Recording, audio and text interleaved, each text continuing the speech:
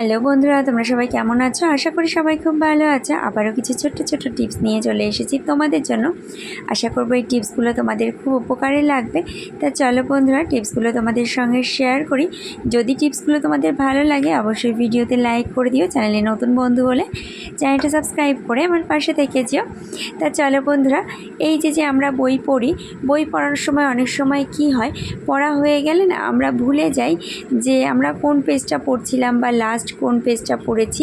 সেক্ষেত্রে আমরা কি হয়, বইয়ের মধ্যে কিছু রেখে দিতে পারি, কিন্তু কি রেখে দেব সেটা বুঝতে পারি না। পেন রেখে দিলে পেনটা তো আমাদের দরকার হয়।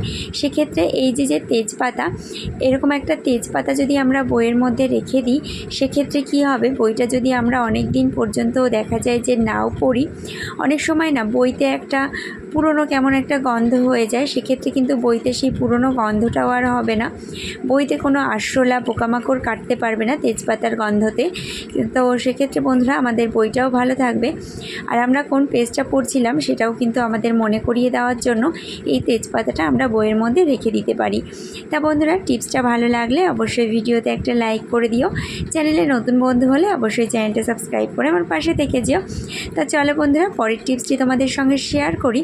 অনেক সময় কি হয়, এই যে বর্ষাকালে আমাদের জামা কাপড় শুকানোটা একটা বড় ঝক্কির কাজ। ঘরের মধ্যে পাখা চালিয়ে জামা কাপড় মেলে রাখলেও একটা ভীষণ ঝামেলা। তো সেক্ষেত্রে আমরা কিন্তু এই একটা কড়াই দিয়ে জামা কাপড় শুকিয়ে নিতে পারি খুব সহজেই।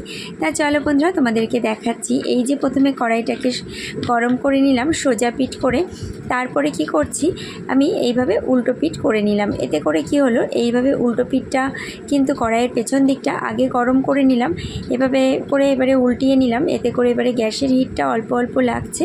আর এমনি করে যদি আমরা জামা কাপড়গুলো গরম করে নিই, কী হয়, এই যে জামার এই যে কলারের দিকটা থাকে না, এই দিকগুলো কিন্তু, বা এই যে মানে ঘাড়ের যে গলার দিকটা থাকে, এই দিকগুলো কি হয়, বেশি তোমার হচ্ছে ভিজা ভিজা থাকে। এগুলো যেহেতু মোটা হয়, সেক্ষেত্রে এই দিকগুলোকে একটু চেপে চেপে করে যদি আমরা ধরে নিই, তাহলে কিন্তু কি হবে, কিছুক্ষণ সময় এভাবে চেপে চেপে ধরে নিলে কিন্তু জামা কাপড়গুলো আমরা খুব সহজেই শুকিয়ে নিতে পারবো। আর যে ঠান্ডা ঠান্ডা ভাবটা থাকে জামা কাপড়গুলোতে, সেই জামা কাপড়গুলো কিন্তু গরম হয়ে যাবে, পরতে বেশ ভালো লাগবে। কি হয় বলো তো, এই যে বর্ষার দিনে টানা একভাবে বৃষ্টি হলে না জামা কাপড় একদম গরম হয় না। হয়তো আমরা ফ্যানের নিচে দিয়ে জামা কাপড়গুলো শুকিয়ে নিই, কিন্তু জামা কাপড়ের একটা ঠান্ডা ঠান্ডা ভাব থেকেই যায়।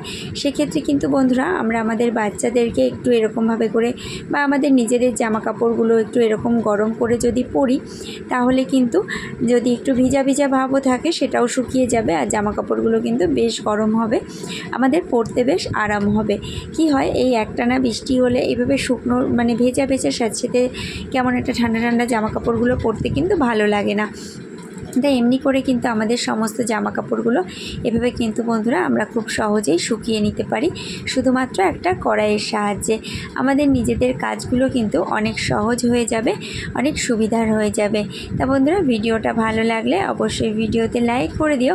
চ্যানেলে নতুন বন্ধু হলে চ্যানেলটা সাবস্ক্রাইব করে দিও। পাশে থাকা বেল আইকনটি ক্লিক করে রেখো, নেক্সট ভিডিওর নোটিফিকেশানগুলো কিন্তু সবার আগে পৌঁছে যাবে তোমাদের কাছে। আজকের মতন এখানে শেষ করছি। টাটা, বাই বাই বন্ধুরা।